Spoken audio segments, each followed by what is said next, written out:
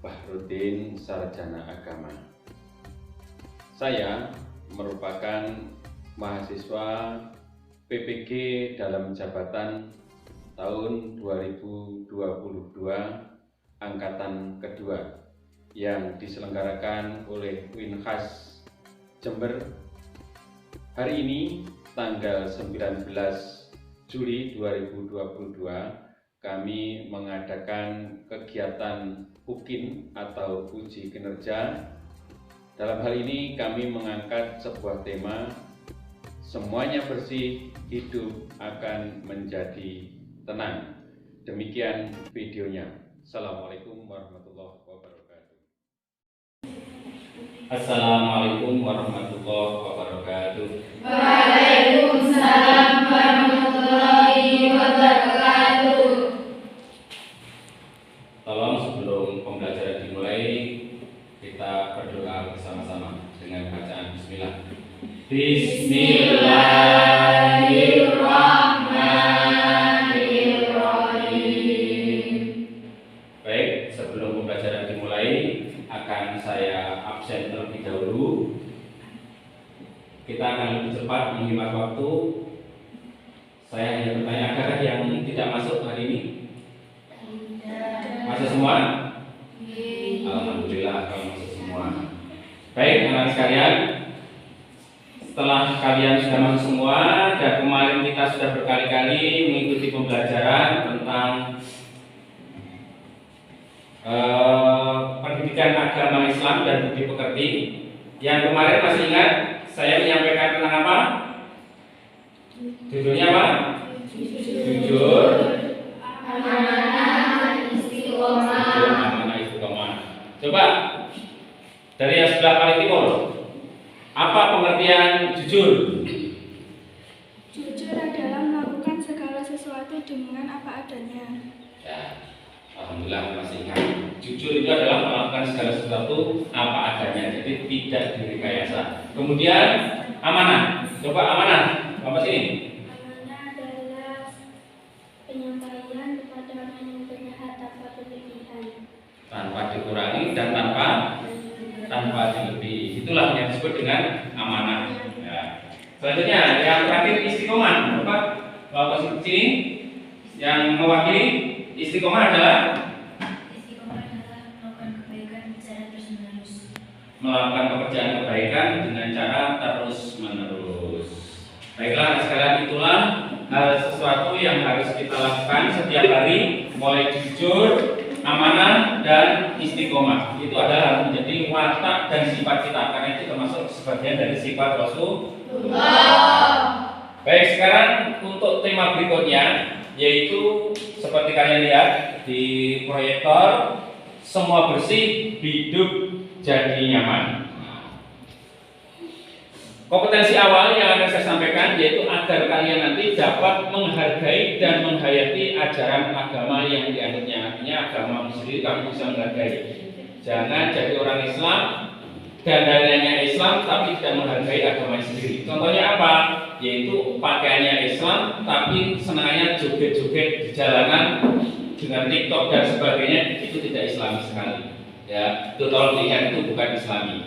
Kemudian bisa yang menghargai dan menghayati perilaku jujur, disiplin, tanggung jawab, peduli, toleransi dan gotong royong, santun, percaya diri dalam berinteraksi secara efektif dengan lingkungan sosial dan alam dalam jangkauan pergaulan dan keberadaannya. Itu kompetensi intinya.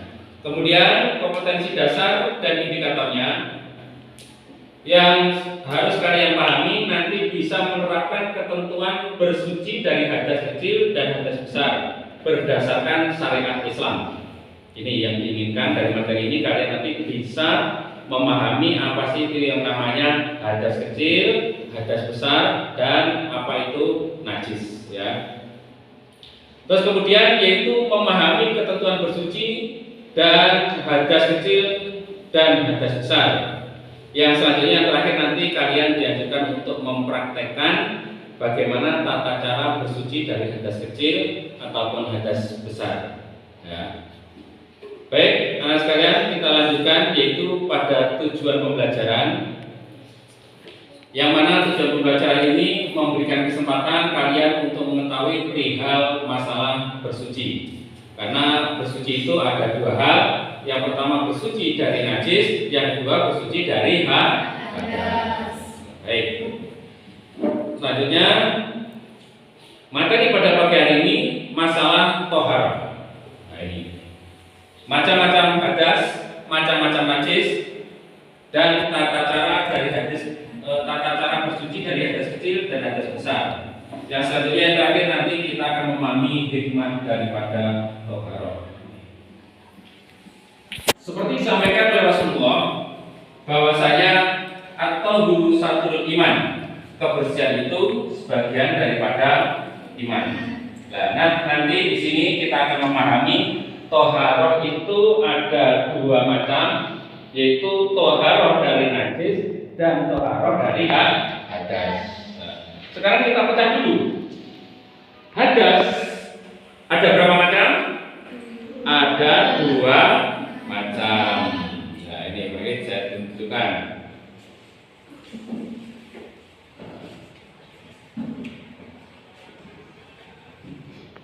Hadas yang pertama adalah hadas kecil, yaitu yang menyebabkan seseorang memiliki hadas, yaitu keluarnya sesuatu dari kubul atau kemaluan dan dubur.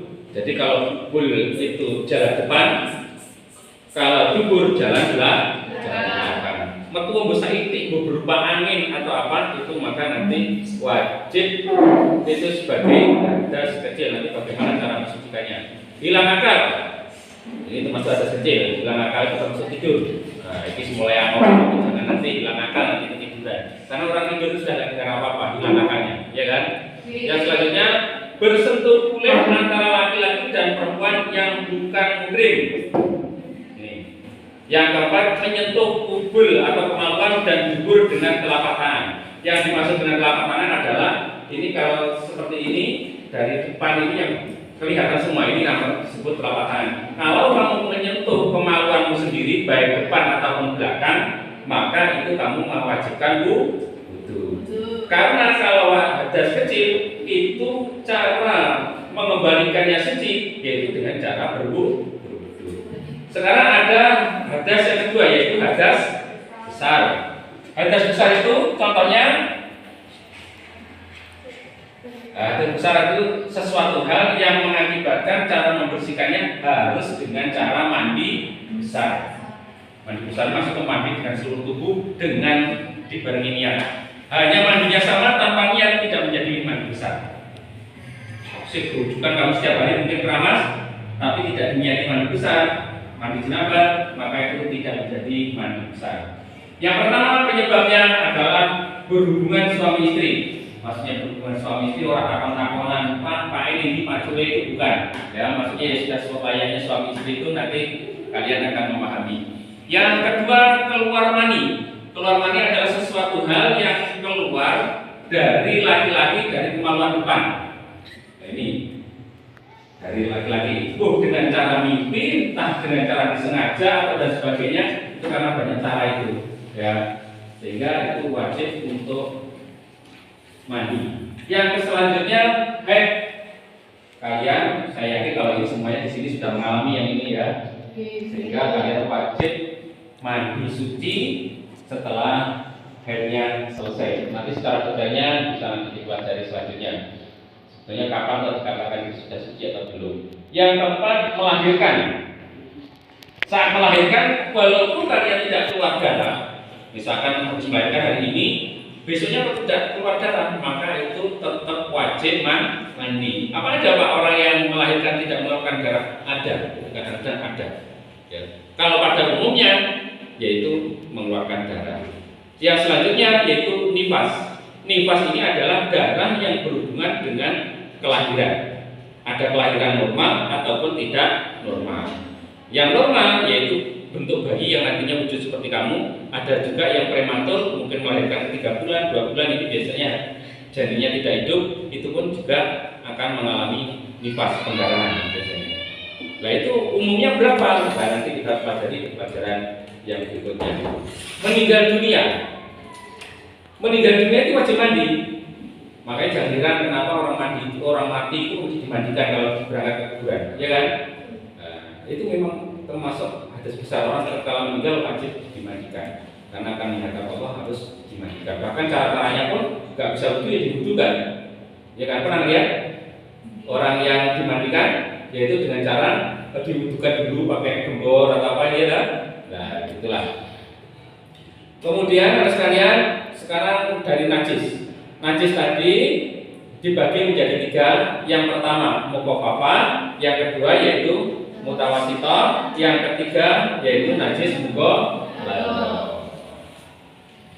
Kalau najis mukhafafah yaitu najis ringan, yang mana najis tersebut cara membersihkannya pun dengan cara yang mudah, yaitu cukup diperciki air, tidak harus sampai basah. Contohnya kalian punya adik umur 2 tahun, sebelum 2 tahun belum pernah makan selain ASI dari ibunya. Karena ada anak kecil yang tidak mau makan atau tidak dikasih makan, tetapi hanya minum air susu ibunya saja. Itu air kencingnya, ini khusus laki-laki tapi bukan perempuan. Kalau perempuan walaupun umur seminggu sudah najisnya lebih berat dari najis laki-laki.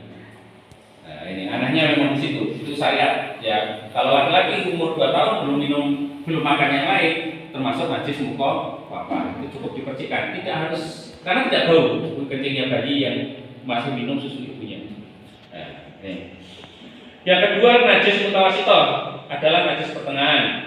Najis mutawasithah sendiri ini nanti dibagi 2, ada ainiyah dan najis hukmiyah. Ya. Yang selanjutnya yaitu najis mughalladhah, najis berat.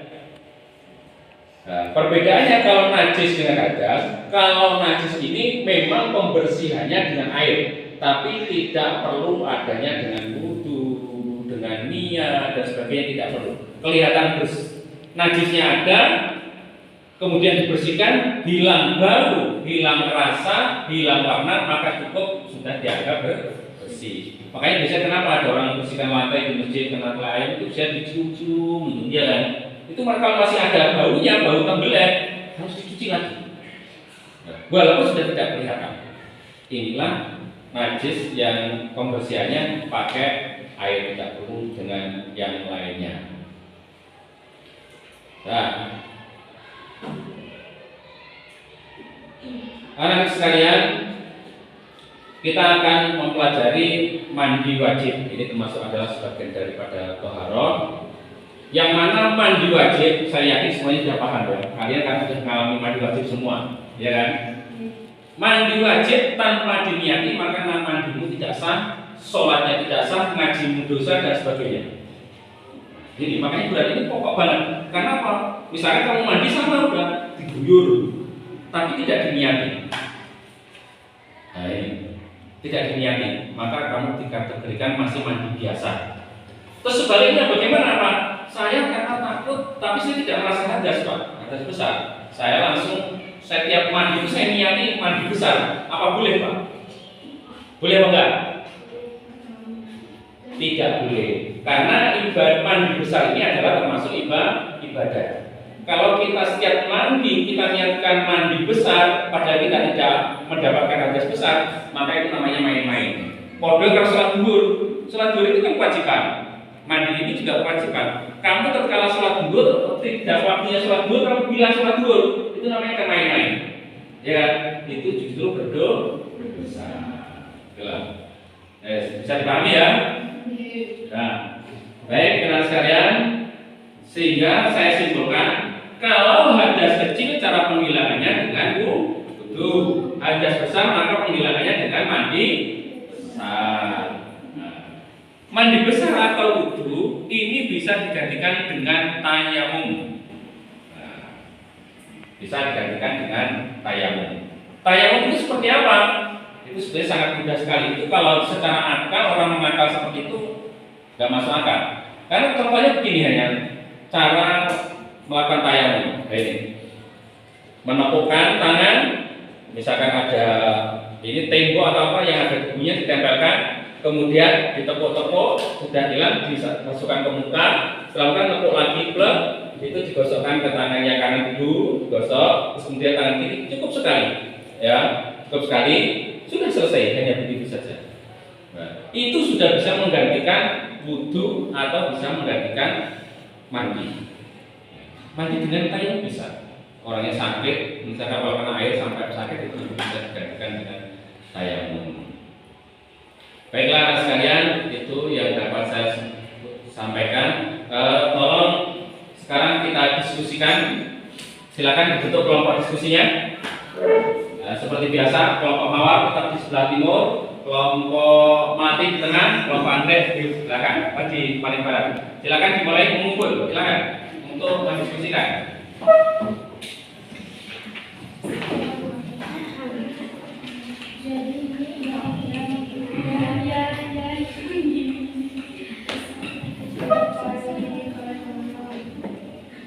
Sudah cukup ya?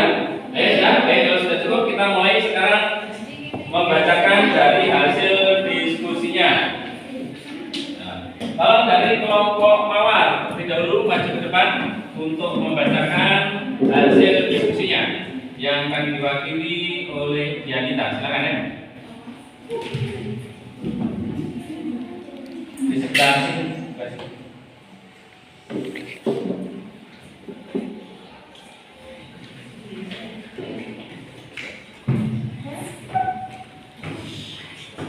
Ya silakan.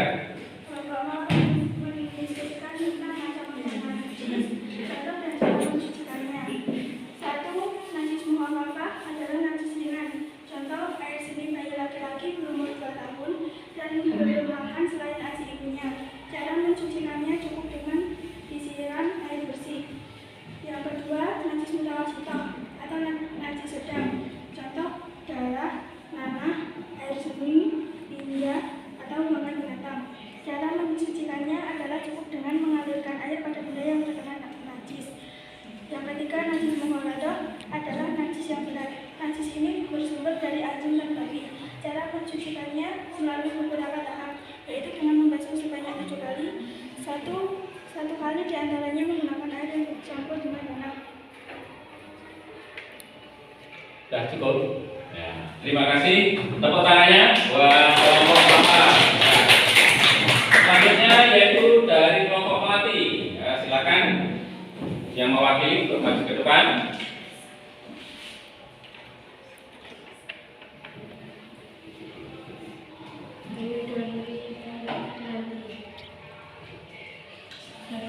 Macam-macam hadis dan contohnya. Dalam macam hadis ada dua, yaitu besar dan kecil. Contoh kita terkena hadis kecil apabila mengalami atau melakukan salah satu dari empat hal, yaitu: 1. Keluar sesuatu dari bubul atau kemaluan dan bubul. 2. Hilang akal atau contoh tidur. 3. Persentuhan kulit antara laki-laki dan perempuan yang bukan muhrim. Dan 4. Menyentuh bubul atau kemaluan dan bubul dengan telapak tangan. Cara mensucikan hadis kecil dengan berwudu. Apabila tidak ada air atau karena suatu maka bisa dengan tayamum.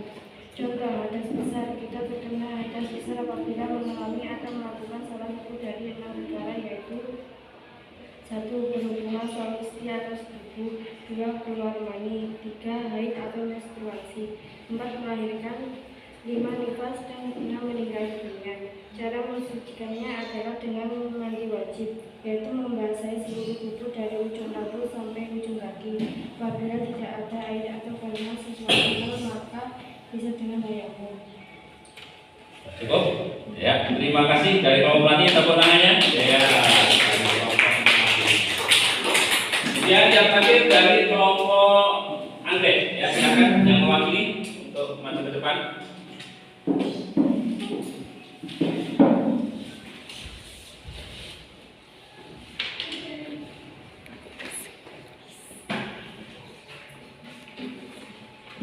Kelompok 3, sebutkan larangan bagi perempuan yang haid. Perempuan yang sedang haid tidak boleh melaksanakan sholat, puasa, membaca dan menyentuh atau memegang Al-Quran, tawaf, berdiam diri di masjid, berhubungan suami istri, dan cerai dari suami. Ya, cukup. Terima kasih dari kelompok Andre. Ya, baiklah, kita evaluasi. Kalau menurut saya pendapat yang paling bagus dari 3 kelompok ini, yang paling pas dengan sasaran, yaitu dari kelompok Mawar. Ya, terima kasih atas pembukaan. Mawar. Ya. Baiklah anak sekalian, untuk menutup pada pertemuan hari ini akan saya simpulkan, yaitu yang dimaksud dengan toharoh adalah yaitu bersuci. Toharoh itu sendiri dari tohir artinya suci, yaitu kita melakukan bersuci. Bersuci itu sendiri ada dua macam, bersuci dari hadas dan bersuci dari najis. Masalah bersuci ini memang kita harus betul-betul tahu tata cara dan sekaligus niatnya. Tatkala kita tidak mengetahui tata caranya, walaupun barang itu sepele, tidak mengetahui tata caranya, maka bisa jadi apa yang kita lakukan itu sia-sia. Ya. Contohnya yaitu mandi tatkala kalian setelah selesai dari datang bulan atau haid. Itu kalau tidak diniati, maka kalian tetap tertanggung masih haid. Sehingga kalian dosa, makan Quran dosa, akhirnya sholatnya karena tidak sah, sehingga kamu punya tanggungan sholat. Nah, oleh karenanya kalian harus betul-betul memahami ini supaya kalian nanti tidak sampai salah dan tidak mengakibatkan dosa. Terus ada juga pensucian najis, itu disebut dengan istinja. Ya, itu seperti kalian yang lihat. Kalau kita memakai air itu disebut dengan istinja. Tetapi kalau memakai bahan yang keras lainnya, istilah pepel, kalau orang Jawa ngomong itu pepel. Misalkan kamu itu di mana lagi pipis, nggak bisa membersihkan sesuatu apa, habis pipisnya nggak bisa menemukan air, maka kalian pakai alat yang keras itu bisa. Contohnya apa? Batu. Itu disebut dengan apa? Istinjar. Kalau pakai air istinja, kalau pakai batu namanya istinjar. Yaitu itu gitu ya, biar bersih. Yang penting tidak sampai membekas tetesan airnya ini, ya air kencingnya. Karena apa? Air kencing itu sendiri nanti orang banyak disiksa di neraka itu gara-gara terpercik dengan air kencing. Hati-hati ya. Kalian jorok misalkan, mohon maaf, mungkin yang kalau kencing sambil berdiri hanya diangkat begini, akhirnya kecak. Nah ini sudah kena kaki semuanya, saya yakin itu. Ya, itu nanti kalau di akhirat menurut orang Islam itu nanti akan mendapatkan siksa yang berat. Ya, karena Rasulullah pernah menemui suatu kuburan di mana di dalam kuburan itu orangnya menangis meronta-ronta hanya karena masalah disiksa karena bersucinya tidak bersih, yaitu sembrono dengan air kencingnya. Makanya kalau perempuan harus wajib hukumnya ini, kalau kencing harus berdiri, harus duduk, harus duduk. Apalagi nanti kalau ada orang di tempat terbuka, itu kalau kena angin, kena kaki dan sebagainya, itu nanti akan menjadikan siksa buat kalian semuanya. Paham ya? Ini masalah toharoh. Terima kasih anak sekalian. Demikian pertemuan yang kita lakukan pada pagi hari ini. Mudah-mudahan di pertemuan yang akan datang kita akan dipertemukan dalam kondisi yang lebih baik lagi. Dan sebagai penutup, tolong nanti dipelajari bagaimana praktek mandi besar dan praktek berwudu menghilangkan yaitu hadas kecil. Nanti kita praktekkan pada pertemuan yang akan datang. Baik, sekian yang saya sampaikan. Mari kita tutup bersama-sama dengan bacaan hamdalah.